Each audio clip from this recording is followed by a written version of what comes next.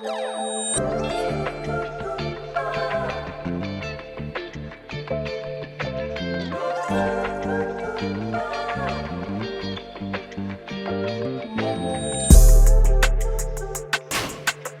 up, everybody? It's your host, Christina, and you're sparking up with VNW.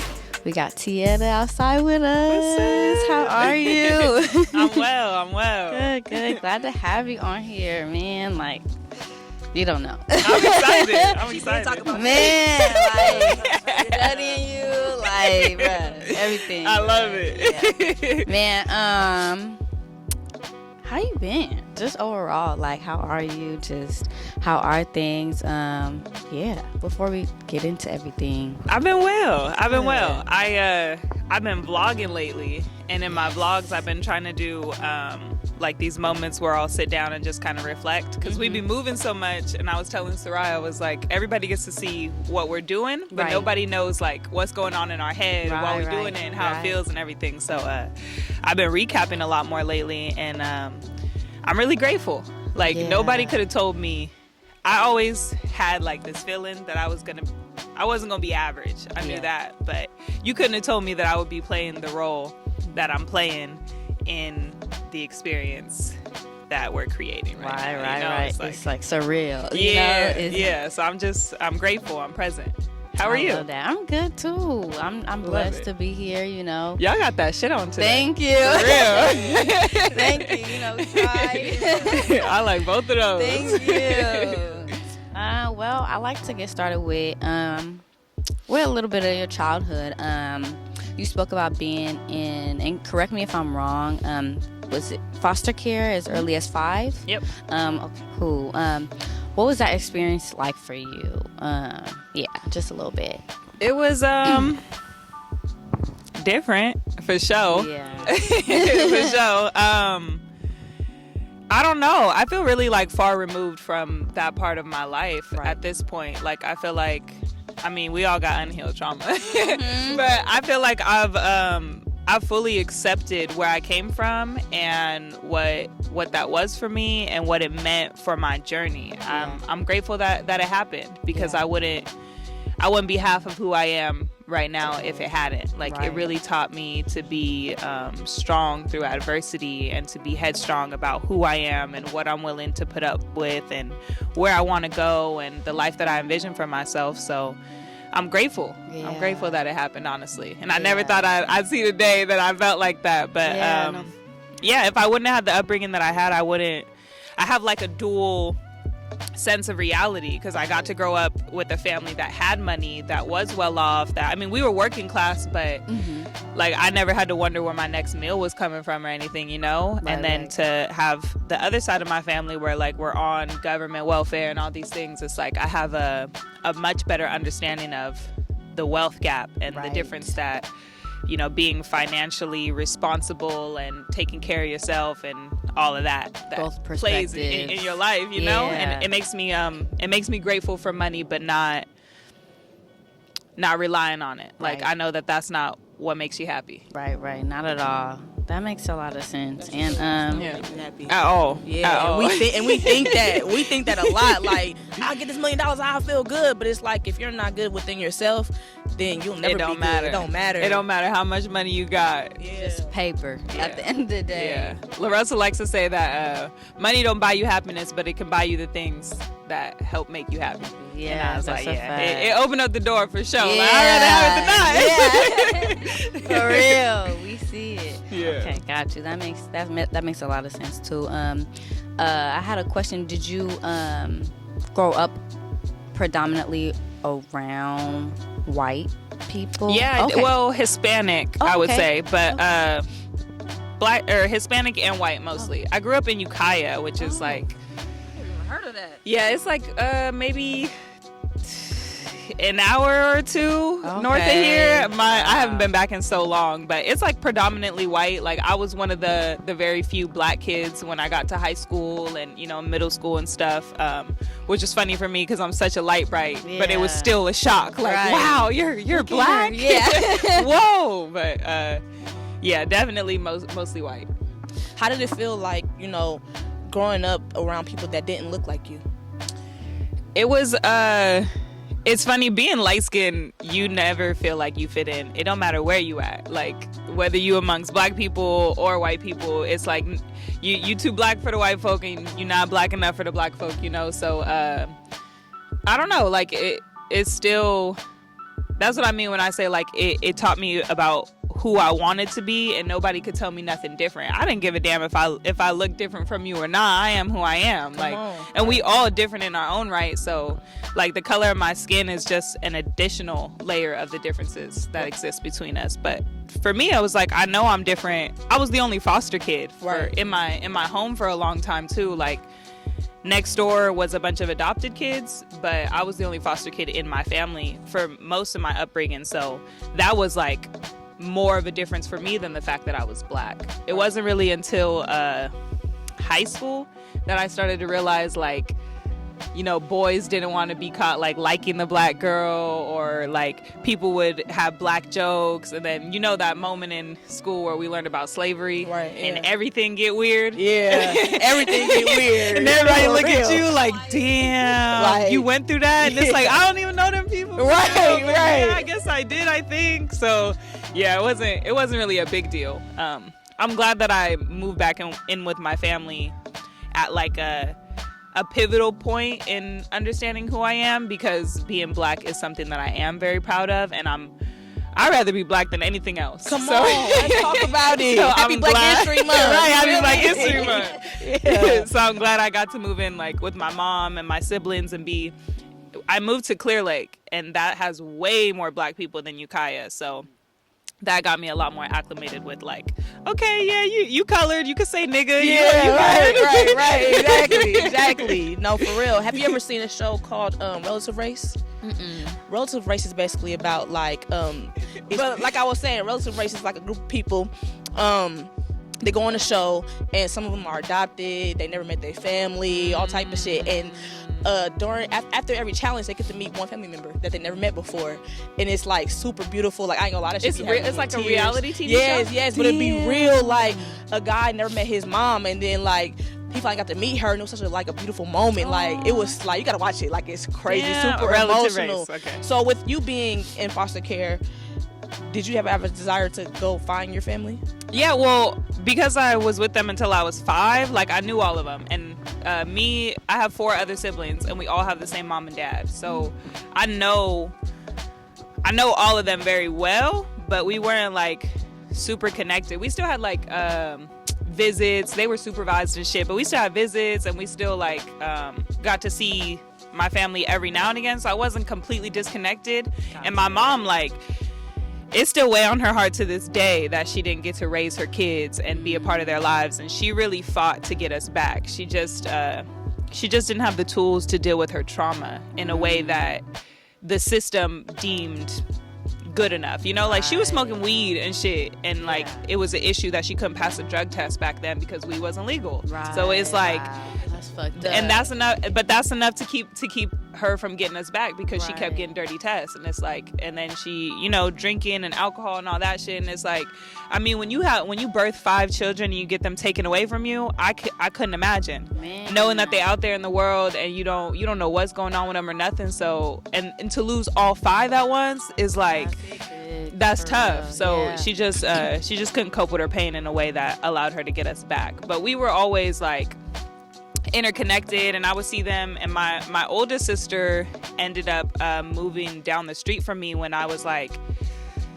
I want to say middle school or like freshman year of high school. Wow. Yeah, well, she did it on purpose. Yeah, because she was in that foster home with me before she, like, all of my siblings ran away except for me.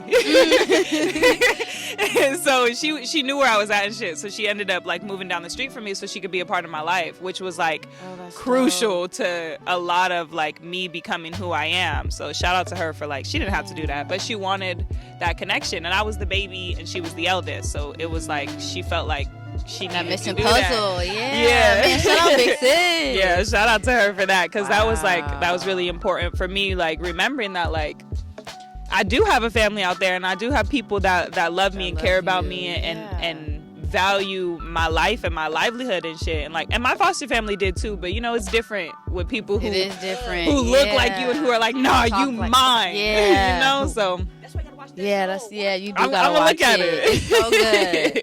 Yeah, I'm gonna check it out.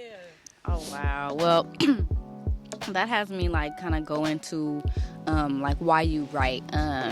I know writing for me is an escape from reality and like my own healing. And I can understand your love for poetry because I love poetry too. It's just it hit different, It's just different. When did you start writing? Man, poetry? I feel like I've been writing as long as I knew how to write. Like once I could put words on paper, Right. I was doing it. They put us in like these programs for foster youth and shit. So like we have tapestry programs and like when we have visits, they'll have like games and activities, to help create bonds with the families and shit. And like they're hella corny, but I was doing all of them. Like, Right. I know how to crochet. I was riding no. horses. I did all of it because I'm just that type of kid, and I don't care if it's corny, if it's fun, I want to do it. Man. Like how you learn how to crochet? That shit hella hard. They were teaching us. hard. They taught us. Yeah, and it was hella Wow. tight. I was thinking about it the other day. I was like, I'm gonna buy a yarn and a needle. Yeah, that shit is dope, man. Start selling some shit, yeah. Oh God, and it's hella peaceful. It's hella peaceful, and the yarn hella soft and shit. Yeah. It's like a texture thing. But yeah, they had us in therapy, and part of like the therapy tools was to write how you were feeling because after we went through foster care, I didn't really talk like the first couple years of it. It was like traumatic. it was very traumatic, and I witnessed a lot of trauma before it happened, and then losing your family and just feeling like kind of lost and disconnected. I just was taking everything in, and I didn't really have a lot to say, but I was writing a lot.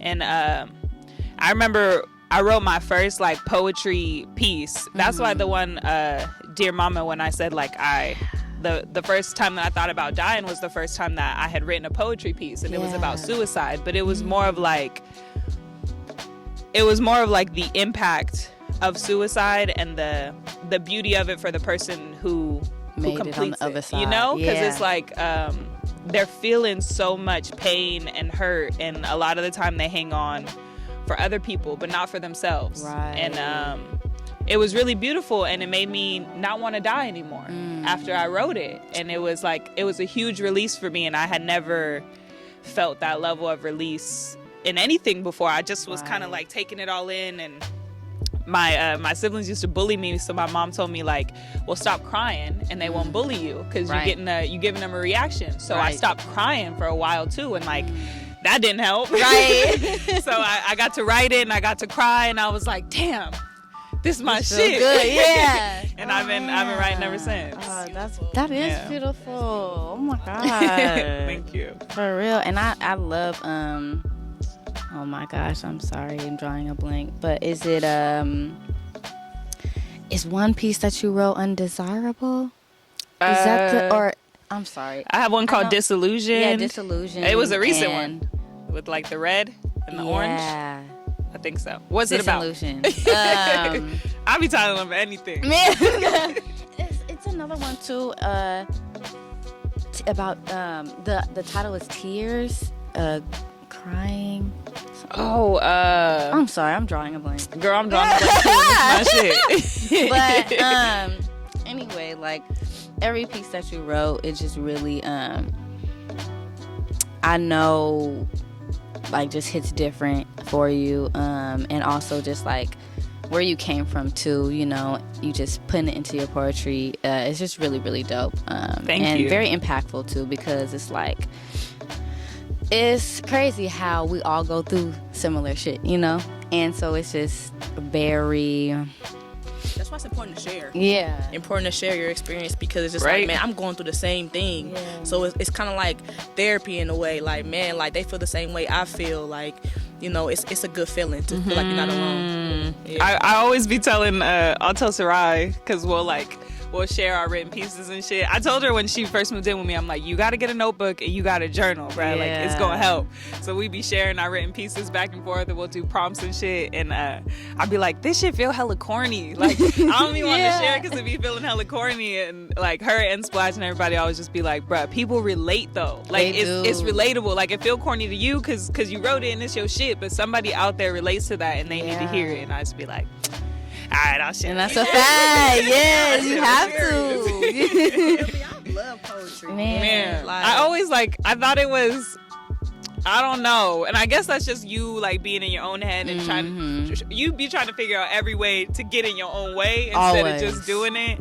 So I always my love for poetry has always been like a me thing. Like I never really shared it with people. I shared one piece with my friends in college one time, and they were like, "This shit raw, you gotta." And we stood in the living room, and they was trying to coach me on how to recite it. But yeah, that was really it. Not until now, and when Russ is like, you gotta get on this, you gotta do this. Yeah. Shout out to him. Shout out to him, for real. We seen you wanted to do like a poetry album this year. Could we look forward to that for real? Yes, you said it about 2 years ago. I was on Twitter. I looked on Twitter. I did. So this year, can we look forward to I'm doing everything. I'm doing everything this year. That was like a big reason why I cut off my afro, because it was like I had talked about cutting it off hella times, and like LaRussell had shaved his head, and I was like, I want to do it and look hella freeing, but I was scared. And he was like, you hella scary. You not about to do it. And I don't like fear being the only reason why I didn't do something. Like it has to be something bigger than that, and it never be anything bigger than that. Right. So every time I know it's just fear, I might not do it right then in that moment, but it's sitting on me to get that done, because it's like, what you being scary for? And on the other side of fear is always growth. So I told myself after I chopped off my afro, like that was the biggest thing for me. Yeah. So after that, it's like, you got to do everything now. You can't be scared. You can't be scared of nothing no more. That's a I fact. know that felt free too. It did. It was.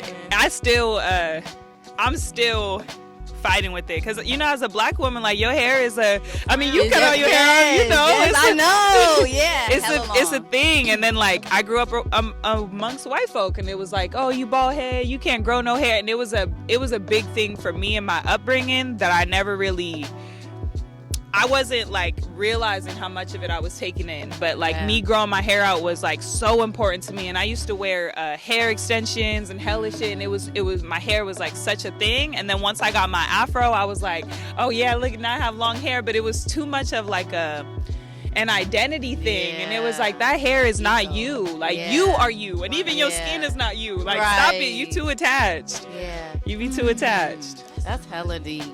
That's crazy, because I cut my hair off, and it's life changing. You gotta stand in your light. You do. You can't put the hair. You can't hide. It's like you here. And I used to use the afro as like a way to like hide, and it was like, well, not when it's gone. Here you are now. You can show your real beauty too. Yeah. Nobody can cut their hair off. We the shit. So you say I'm popping. Yeah, exactly.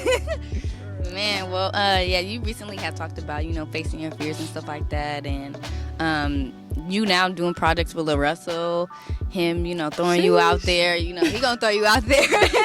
How has performing helped you become, comfortable in telling your stories? Man, it's been really great. I don't have, like we were saying off camera, like I never had an issue speaking. Like I've just always naturally been a leader, but expressing deep, like heartfelt stuff, I always leave it like reserved for like my really close relationships. Like if we're really close, like I'm gonna share everything with you, and we're gonna talk about all the deep stuff and all the tough stuff. But like in a regular crowd, I'm usually more reserved, because I don't I don't enjoy surface level conversations or connections. They don't fulfill me. And they don't I like to feel deeply connected to people, and if we just don't vibe on that level, I compartmentalize you into a space in my brain that don't really take up a lot of space, because I like for my deeply connected relationships to flourish and to really be able to grow. And those are the ones that I spend most of my energy on. So sharing my heart in a public space was like, I don't know, right? that ain't for y'all. I'll share with my loved ones and stuff. Man. But it's been great because I never expected to receive as much love as I do. Even before I was putting out the poetry, like we was talking about the other day, like my page grew on the back burner. Like I was posting stuff that we were doing, but I was focused on building his behind page the scenes and building his brand, you know? So like for that many people to take to me just because they fuck with me off of just me and what I do and what I give to the world was like, okay, there's more out there than like you're being too closed off to the world. There's a lot more love to give and receive, and being able to share my art this way allows me to connect without it having to be so like direct one-on-one, you know? Yeah, that makes sense. Your own name too, like, man. Yeah, don't get me wrong, being connected to LaRussell is not bad, you know what I'm saying? But like, make your own name too is important, you know what We I'm were saying? talking about that. You guys watched the Clarence Avon doc, The Black Godfather? No. You gotta watch that. It's really good. But we were talking about how all the greats, nobody really know what they do. Like you couldn't really say what Clarence, he just was him, and everybody knew him. When you said his name, they was like him, Clarence, you know? yeah. And it's the same with like a lot of the people that we end up getting connected with. It's like we don't really know what they do, but we know whatever it is that they do, and they do it well. And it's been beautiful that's where my name has led me. People be like, I need a t, we need a tea, or whatever. For real. Be like, For real. Man, yeah, it's beautiful. It's beautiful. I always thought I was gonna be behind the scenes. I told him initially, it's like I just wanted to be like the CEO of somebody else's shit, so I could build it up and then I could leave, I could retire and I could be done. But it wasn't like, I don't know.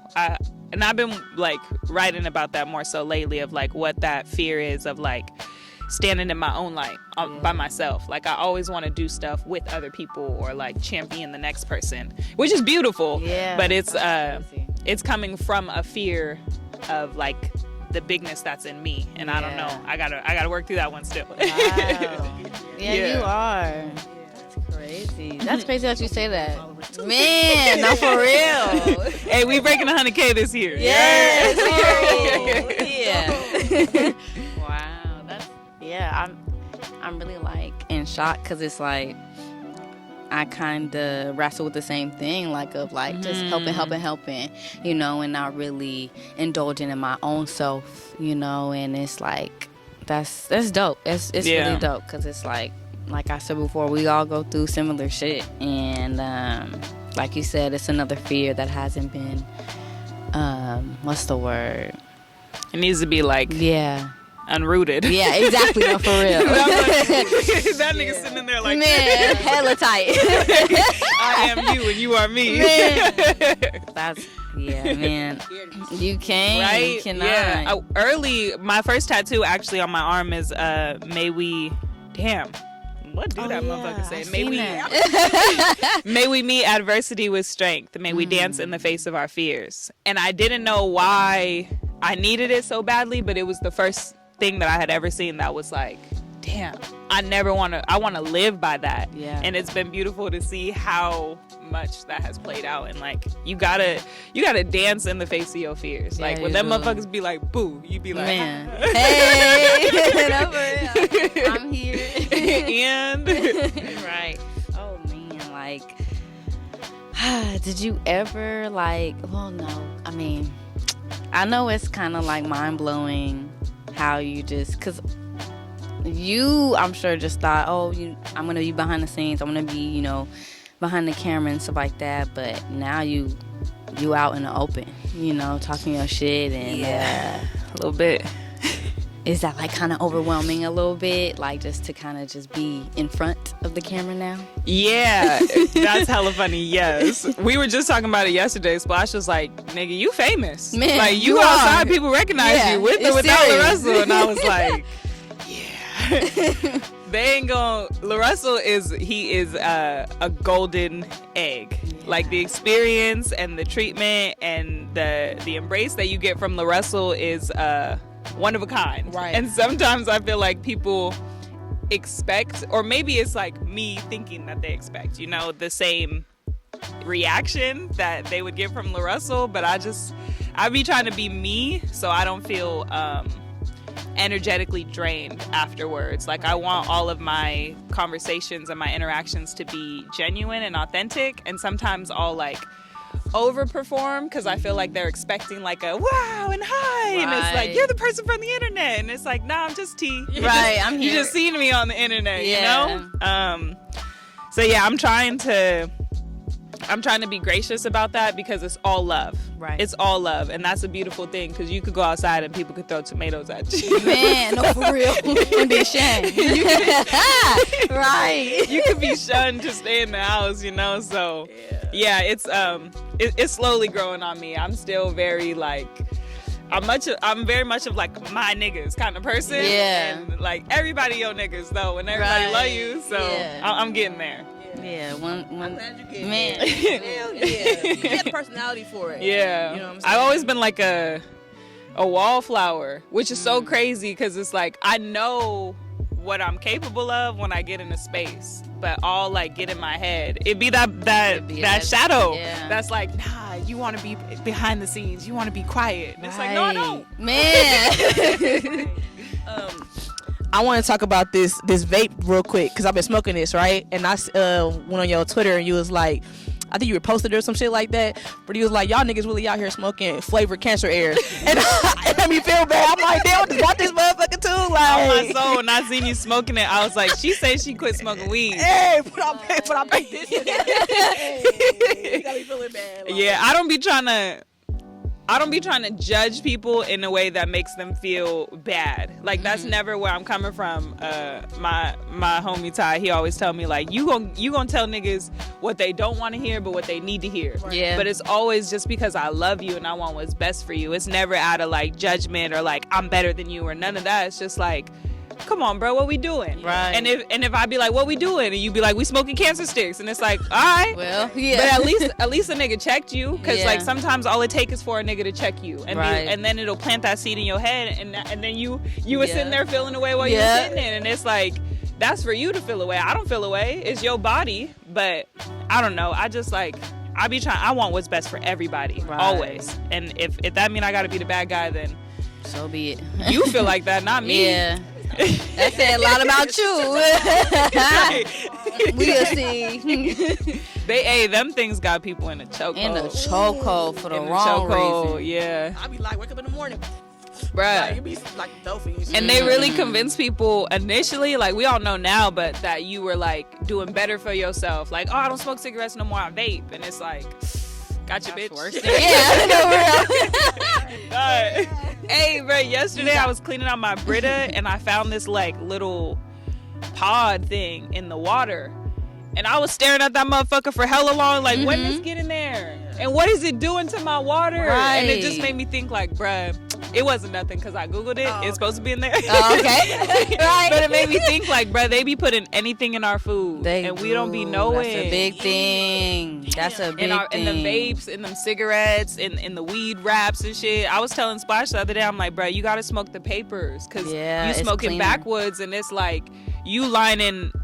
our lungs already are supposed to be filled with air, not smoke. Right. So you already doing yourself one bad. Right. And then now you wrapping it in this thick ass flavored leaf with all types of, we don't even know how the fuck it got that banana flavor. Because it didn't come from a banana. You know what, you ain't lying. It ain't natural. You just feeling it. I'm like, we gotta be in this body for at least 50, 70 more years. Yeah, facts. And we be thinking like, nah, it's good, it's good. We're not thinking about the long term. Nah. So what about when you're not young? Right. You know the little commercial with the hole in the neck with the... Oh my. Right. Hey, they wasn't lying. But then it'd be like some people, nothing happens to them. Man. But you never know if you're gonna be that nigga. Right. You could be the nigga that nothing happens or the nigga with the hole in the neck. Something, yeah. And you don't know till you get there. Hell no. Right. Tomorrow. Man. I'll start smoking weed tomorrow. Man. So did you meet LaRussell in year 21? Yes. Okay. What are we, 24? Yeah. 21. Okay, got you. How did y'all come across each other? I slid in his DMs. Oh, cool. I'll tell the story proper. Period. Okay. I think I seen his do that little dance, the box performance on like Twitter or Instagram or something. I had never even heard of this kid. And I see it and all I hear is African nigga in a European whip. Ain't no fucking way. That was like at the height of all the shit that was popping off. And I went to Berkeley and I was outside. I was outside in all the marches and all the shit. You won't catch me out there now though. Right. But I used to be. I used to be until I realized like after like your 5th march you like damn we not even doing shit. Man, ain't and shit. they using it to like attack us. Yeah, like once the biggest crowd go away and you the last of the last, you finna get your ass fucked up. Man. And that's what they waiting on. And I just be like, I'm finna stay in the house. Right. So we fighting the good fight. There's a lot of different fronts. Yeah. But I found his music and it was at a time I had just like broke up with my ex. I moved out. I was on my own and I was in this like rebirthing phase of my life and I was just like I don't want to listen to music that make me feel gross no more. All this kill 'em, shoot 'em up, bang, but like I'm good off of it. Like I only want to be on shit that's gonna elevate me. I went vegan. I was working out. I was like, the only person I could listen to really was like Nip, and only some of Nipsey's catalog and shit, you know, because he's still a Crip at the end. Right, you know? man. So I found him, and I was just like, I gotta find out who this kid is. And I went to his album and I was playing that shit every day. I used to have an hour commute to work and I would play that the whole way there and the whole way back. That was it. Man. For real. And then I slid in his DMs and I was like, what do you do? Like, are you with anybody or whatever? Like, I want to help in any way that I can. I was working at Thizzler at the time, technically as an A&R, and I hadn't really brought in any acts that they hadn't already found, honestly. At that time, I wasn't really finding new artists. Now I am all the time, but at that time, I didn't really have it. And I found him, and I was like, he's the one. Yeah. Like, this is the one. And they was like, oh, we already know who he is. He doesn't really perform well on the page. And I was like, well, fuck a performance. No, for like real. he the truth. Like we need him on the page. But I just really didn't have that kind of like pull at Thizzler yet. And they really wasn't trying to get him on the page like that. I kept like pitching him all the time and trying to get him on there, and I got him like 1 or 2 posts, I think. And at that point he realized that like, okay, she's trying to make some type of move for me on that end. So he was like, I got a new album, Marlon 7 at the time. I got a new album I'm working on. You should pull up, come listen to it. We can chop game. And we hung out, and it was like, nigga, I know you. Man, like, hey, that's so like, dope. Yeah. Oh my gosh. We've been locked in ever since. That's hella cool. That is perfect for real. Yeah. Y'all so well. And it that was matters. really divine. It was really divine.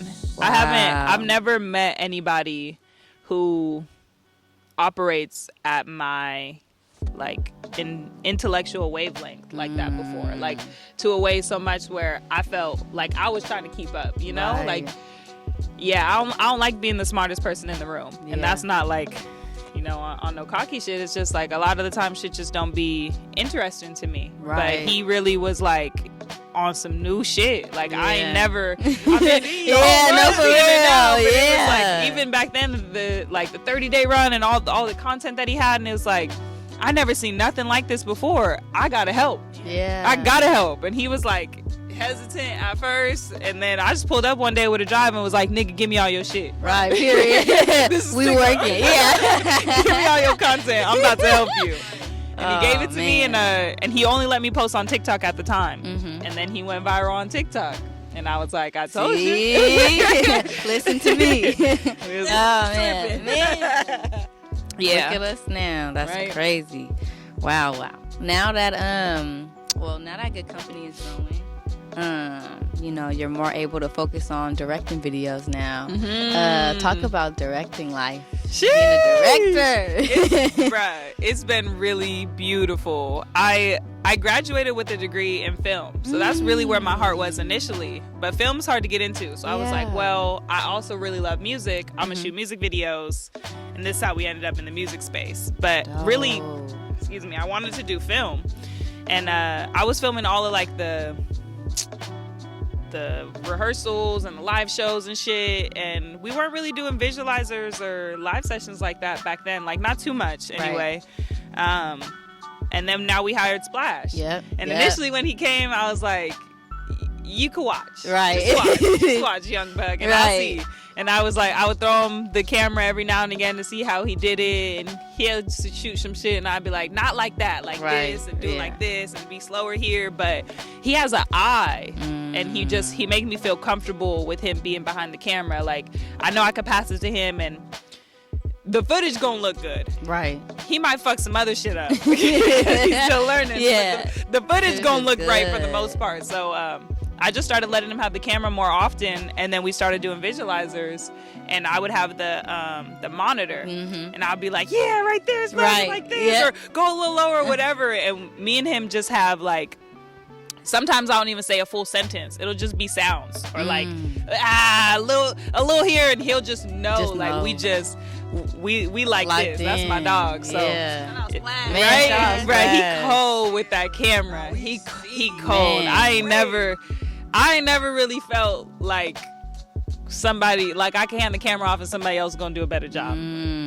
That says a lot. That says a lot. I didn't feel like that for a long time, so it was great to have that, because it was a lot for me to do everything, and I love being able to watch him shine. And that's really his, like, that's where he came in at. Like, he wanted to shoot music videos and shit, so to see him really doing what he do now, I love it. Doing his shit. I love it. That's dope. Man, I love that. Yeah. Man, because them, man, in videos, they going crazy. Because especially, like, Shantae and the one of All Black recently, like, it's just, man, literally. He only getting better. He only getting better. Like, every single time we shoot something, his content come out better. And I just be like, damn. Learning from the best though. Yeah. He gonna be an issue pretty soon. Man. What inspiration do you get, like, off of the camera? Like, do you watch movies and stuff like I do. Shout out to Berkeley, because I took hella film classes since it was my major, and we just got to watch film, but not in like a casual way, in like a where we were dissecting shots and scripts and storylines and all this stuff. So when I watch film now, like, I still critique it in that way when I'm watching it, and I'm looking at shots and like, why did they do it that way, and the tone that it sets here, and I love film. I love film. Everything about movies. it. I was telling Larissa, I'm like, I love corny TV too. Yeah. It don't matter. I love me a terrible rom-com, whatever. For real. Lifetime movies. Yeah. I love the art of filmmaking, and it's like, for it to get onto that big screen, there's something great there. Even if the storyline, plot, characters, acting is trash, Right. I bet you it look good. Man, Unless that's a on fact. Tubi. Sometimes Right. they be Ooh, wild. Tubi. Ghetto as hell. Wow, that exposure be like, y'all serious? Man. Y'all serious? Why it's so bright? Why do I hear people in the background talking? For real. But you know, I love it though, because it's like proof that we're in the age of like putting that shit out. Yeah. You don't need it. It don't need a big Warner Bros. Budget and shit. It's like, bruh, there's the barrier to access has been wiped out. Right. Like, anybody could. We finna get something on Netflix. Wow. We will, and I always thought I would have to be at like a big budget something, but I guarantee us, in the way that we move now, we get something on Netflix. Y'all, wow. And that's gonna be like, no, for real. Right? We That's made crazy. it. Yeah. Netflix really them boys. It is. Shit. They need to turn on that service though. I ain't gonna lie, they cost too much Yeah, for that yeah, shit. yeah. But They- I still love Netflix though, for sure. Yeah, they shook the world up for real. Yeah, they really That did. streaming shook the world up. Right? We ain't gotta use CDs no more. And I feel like they were one of the first to do subscription Yeah. They were, right? They, Right? They, one of the first. on a big level. 'Cause Yeah. what else was we subscribed to before that? Right, nothing. No Hulu, none of that. I ain't None of that. Even Blockbuster, you just went and paid for your movie that one time. You Right, wouldn't even, and get it. you know, right? You could probably sell that shit at this point. Wow. Yeah. There are pieces of VHS players and shit like that, man. So Right. stuff. I got LaRussell a vinyl player for Christmas, and I was thinking like, that's so fire, because we really did lose the art of like Put it, yeah, You know? for real. that texture, like the art of, your hands on something. I feel like that's why streaming, like, we're so disengaged with the music and shit now, because it's just like do, and it's like you don't even know who, what. Right. The joy of like flipping through CDs and shit. It's a good time. Burning a CD. A good time. I had a whole all the birds. man. I had a whole book. Yeah. Oh God. It is different. Yeah. Do you still do business consultations? Do you still offer those? I still offer them. Yeah. When I do them, I ain't did one in a minute. I'm gonna keep it all I the way know, real. you've been busy. I'll look back through and I'll see them, and it just be like, I can't really like put it into words why I don't do them. It just, I don't love it. I don't love it. Like, I'm not a console kind of, it feels surface level. And I was just saying, like, I don't even enjoy those type of surface level interactions. Right. And it's like, I just took that time out of my day, and you did too, for a conversation that we'll probably never have again. Right.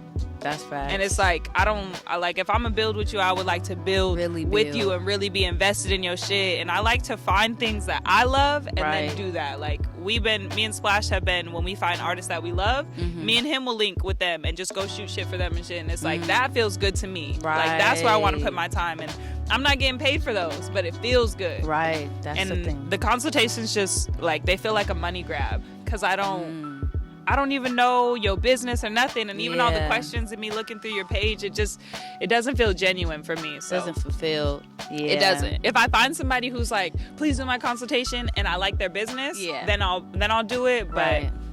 yeah, Just off rip. it don't feel genuine, and I don't like that. Right. No, that's big too, because that's a lot of people gotta find out what they love for real and what they passionate about, because Put in the work. you won't. If you And don't I've love realized that too. It's Yeah. like, oh my And I don't want goodness, somebody Lord. to be like, I'm the reason, or Yeah. they did what I said and it ain't work, and it's like, it wasn't about what I said. Like, I did one of the very last consultations I did was for a business that, like, once I looked through their thing and they showed me what they were working on, it was like, you need to put more reps in. Like, you worried about the conversion of like sales and stuff, but the product ain't hitting. And it's Right. like, no amount of my help could change that. Nobody want to buy that. Right. I'm sorry. It wasn't That's it. facts. And it's like, and it's not because you're not a great creative. It's just Right. like, just because you had an idea doesn't mean it was the best one you could have. It's just the best you could come up with right now. Right, Just keep right, cooking, right. keep Just cooking, keep going. cooking, you know? Yeah. And it's like, it's hard to determine where somebody's at Right. in their level That's without facts. yeah. Makes sense. Maybe one day. Right. Maybe one day. What's this like going state to state, city to city, meeting new people on the road? Like, how's that been, Younger me would have been like, this the life. This is Right. always wanted, you everywhere. But 26-year-old me is like, I'm trying to be in a crib for real. Man, no, for real, I nap love time. my apartment. I love it. It's like, this is my first time I had my own space completely, and it's exactly the vibe that fits me. And I just want to be in there, you know? Yeah. And it's like, even when we're home, I don't get to be home. So being on the road is like, yeah. But I love it too. It'd be beautiful to see like how far reaching everything that we've done is. Right. People know me across the state. Right. I never thought I'd see that. So It's that's different. always fire. And being able to just experience different communities. Yeah. It's beautiful to see that like what we're building it's not far from what's being built all across the states. Right. It's just not on such a large platform. Global. Like we Right, went to right, North right. Carolina and they had a little compound. Not little. They had a compound. Yeah. And they had a whole bunch of shit. Studios, hella shit. And it was like, wow. y'all doing it. And they had great Right. energy and they were great people and they're building that community there. And it's just beautiful to see all of these pockets and spaces across the states. That's like, now the real niggas is making a comeback. Man. For real. Yeah, Like all they that are. all that killing each other and ops and all that shit, like it's dead and on its way out. Right. If you it still on is. that and you think that you about to pop off with You it, ain't going nowhere. it better be saucy. Right, no, for It better real. And you you better be telling that story in a way that's like, you hear what he's saying? Right. No, 'cause if it's not that, it's like, bro, nobody want to hear that. We not on that no more. Like, we really in a time where love, being love and giving love is what's winning. Yeah. And if you still trying to be a hater and you still trying to have ops and kill niggas, you in for a rude awakening, because ain't nobody buying it, ain't nobody feeling it. You're right. That's Ain't nobody Came and went. Ain't nobody feeling it. Like, bro, I remember I used to listen to that shit, and it really had me in the car thinking I was a killer. And I'm hella nice. It's a whole different. I don't even fight. Like, I can't, bruh. I've never even been in a real fight. That's how much I don't fight. Yeah. No, for real. Like, I'm a very What am I doing? non-violent person, like, Right. at all. So why am I listening to killer music? Right. You don't even feel like that on the Right. inside. Yeah. You look goofy, and I realize, like, it give you that energy. Like, You do. I'm ready for anything. Who doesn't but knowing I'm For what? I done been in situations where I was completely out of character, and on the way to getting out of character, I was listening to some crazy shit. And it's like, it puts you in that headspace. Why you acting like this ain't even you? Right. What are we doing? What are we doing? Niggas, I haven't. I wish they was still here. Oh God, they mamas and they families. Oh my God. We gotta do better. Are we gonna get another Free Game Friday episode? Yeah, like what the fuck? We supposed to be getting free. What? You should have asked LaRussell in his Man, I interview, should've because asked it'd be him. him. I'd be like, let's shoot a Free Game Friday. He'd be like, yeah. And that'd be that. That'd be that. Oh Lord. We stopped doing them because we were getting the same questions over and over again. Okay. So we were like, we're gonna do them where we just kind of write down everything that we've done recently and we talk about it, because people weren't getting the game that they needed anymore. They were getting the game that they thought they needed. Right. But we had given all that shit 20-something episodes worth, you know? And at that point, it's like, I'm going to tell you what you need to know now that you don't even know you need. Right. Because you don't know what you don't know.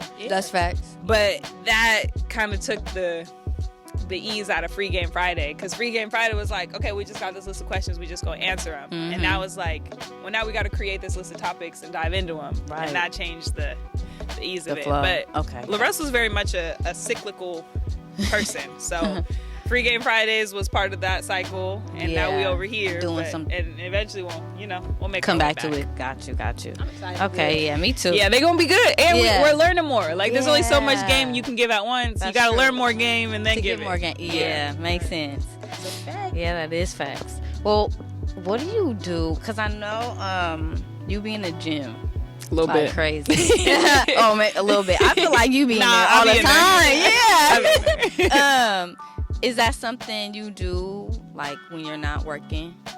You know, like with the camera and stuff like that. It's a non-negotiable for me. It's my me time. Yeah. It's like I get to start the day with a win that's for me, about me, to me.